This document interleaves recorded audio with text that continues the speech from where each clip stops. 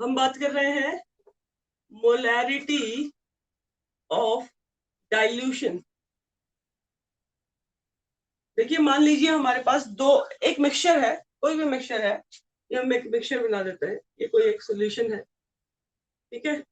इस सॉल्यूशन में हम सिर्फ और ये बोलते हैं कि मोलैरिटी जो है इस सॉल्यूशन की, मोलैरिटी वो आपको M1 दी गई है।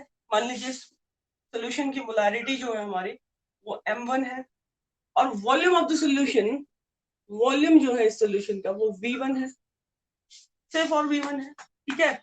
अच्छा, अगर अब हम बात कर रहे हैं डाइल्यूशन की, मोलैरिटी ऑफ डाइल्यूशन की। डाइल्यूशन का मतलब है हम इस मिक्सचर को डाइल्यूट कर दें, इसमें वाटर ऐड कर दें या डाइल्यूट कर दें, वाटर ऐड कर दें।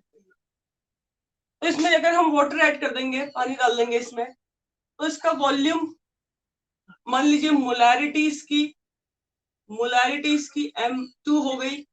जब हमने इसमें वाटर ऐड किया तो ऐसा मान के चलते हैं कि इसकी मोलैरिटी M2 हो गई और इस सॉल्यूशन का जो वॉल्यूम है वो V2 हो गया।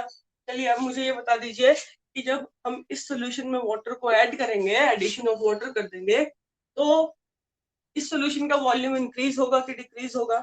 वॉल्यूम इंक्रीज होगा, बिल्कुल सही बात है। इस सॉल्यूशन का वॉल्यूम हम यहाँ लिख सकते हैं,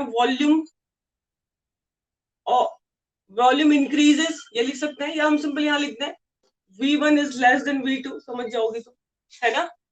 V1 is less than V2, क्योंकि हम डाइल्यूशन कर रहे हैं तो वॉल्यूम इंक्रीज हो जाएगा। अब आपको एक फॉर्मूला पता है, M मोलैरिटी इक्वल टू क्या होता है, बताओ तो। What is molarity? Number of moles upon volume in litre, या वॉल्यूम लिख दूं फिलहाल। अब बताइए मोलैरिटी और वॉल्यूम डायरेक्टली प्रोपोर्शनल है कि इनवर्सली प्रोपोर्शनल है? अगर मैं ऐसे लिख दूं यहाँ पे कि मोलैरिटी जो होती है नंबर ऑफ मोल्स के तो डायरेक्टली प्रोपोर्शनल होती है, इस फॉर्मूले से लिखूं, है ना। This is molarity. मोलैरिटी जो होती है number of moles of solute dissolved in volume in litre, ठीक है। अब देखिए मोलैरिटी क्या है, डायरेक्टली प्रोपोर्शनल है।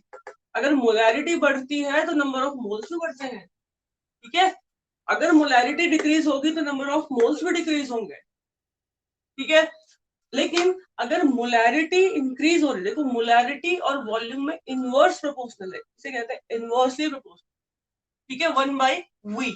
यानी कि अगर मोलैरिटी इंक्रीज हो रही है तो फिर वॉल्यूम डिक्रीज होगा, और अगर वॉल्यूम इंक्रीज हो रहा है तो मोलैरिटी डिक्रीज होगी, ठीक है।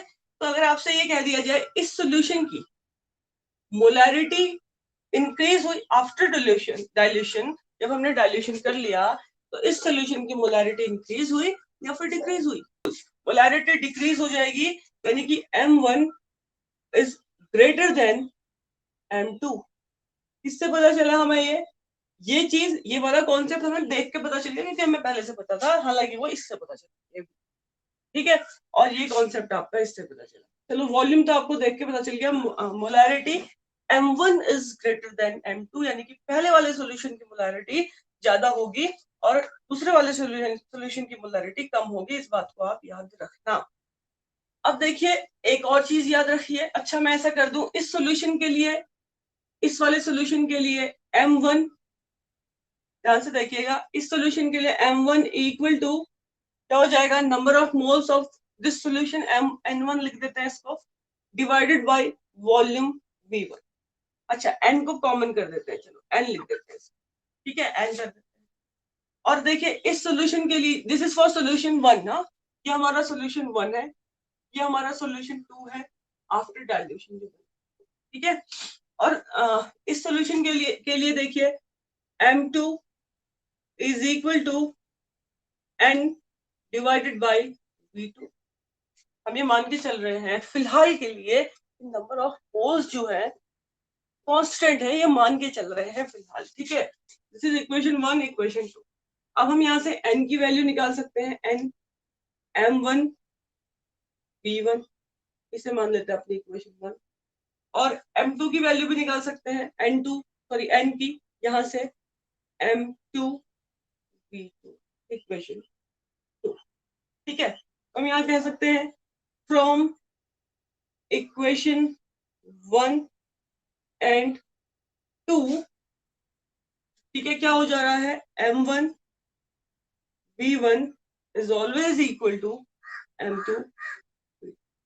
तो डाइल्यूशन, आफ्टर डाइल्यूशन के लिए आपको बस ये फॉर्मूला याद रखना है। ये सारी चीजें अगर आपको नहीं भी याद रखनी है, ये फॉर्मूला न्यूमेरिकल्स के लिए आपको याद रखना पड़ेगा, ठीक है। क्वेश्चन 0.2 मोलर, यानी कि ये आपको दिया गया है, and 100 ml HNO3 solution, HNO3 solution is diluted with 100 ml of water। हाँ, सोल्यूशन ये आपका है, एक सोल्यूशन है जिसकी मोलैरिटी आपको दी गई है 0.2, इसकी मोलैरिटी है, इसका वॉल्यूम आपको दिया गया है कि 100 ml, ऐसा कुछ है, ये है, ऐसा कुछ सोल्यूशन आपको दिया गया है। ये इक्वेशन समझो पहले, ये दिया गया है, ये एक सोल्यूशन है HNO3 का, HNO3 का सोल्यूशन है जिसमें मोलैरिटी जो है HNO3 की वो है 0.2 मोलर, और वॉल्यूम क्या दिया गया है, 100 ml वॉल्यूम दिया गया है।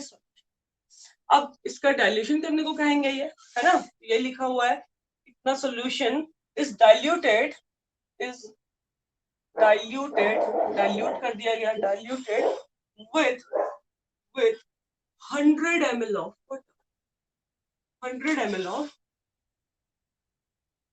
Water, H2O। find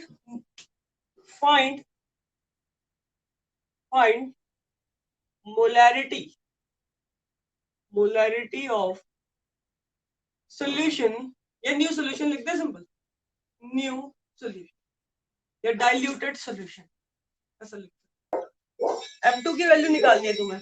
अब तुमने इसे डाइल्यूट कर लिया, डाइल्यूट करने के बाद कितने ml सोल्यूशन से डाइल्यूट किया, इतने ml सोल्यूशन से डाइल्यूट किया, ये डाइल्यूट कर दिया, है ना। तो ये न्यू सोल्यूशन है, और इस न्यू सोल्यूशन की मोलैरिटी को आपको कैलकुलेट करना है, M2 को आपको कैलकुलेट करना है, और V2 आपको दे दिया गया है क्वेश्चन में, आपने 100 ले लिया शायद V2, है ना, तभी आपका 0.2 आ रहा होगा। 100 नहीं लेना है, देखो 100 ml पहले से है, आपने इसमें फिर से 100 ml ऐड किया, 100 प्लस 100 कर देंगे तो हमारा वॉल्यूम यहाँ पे आ जा रहा है 200 ml। M1 V1, देखो मास वास की यहाँ पे जरूरत नहीं है, 0.1, वेरी गुड। M1 इस फॉर्मूले में रख लीजिए, ये आपको दिया गया है 0.2 मोलर इंटू वॉल्यूम, आपको किसमें कन्वर्ट करना पड़ेगा, चलो इसी में ले लो, इसमें तो कोई दिक्कत नहीं है, 100 ml, और M2 आपको कैलकुलेट करना है इंटू 200 ml, है ना। अब आप इससे M2 को आराम से कैलकुलेट करो, उसकी वैल्यू आ जाएगी, जिसमें भी आएगी देख, ठीक है, कोई दिक्कत तो नहीं है इसमें।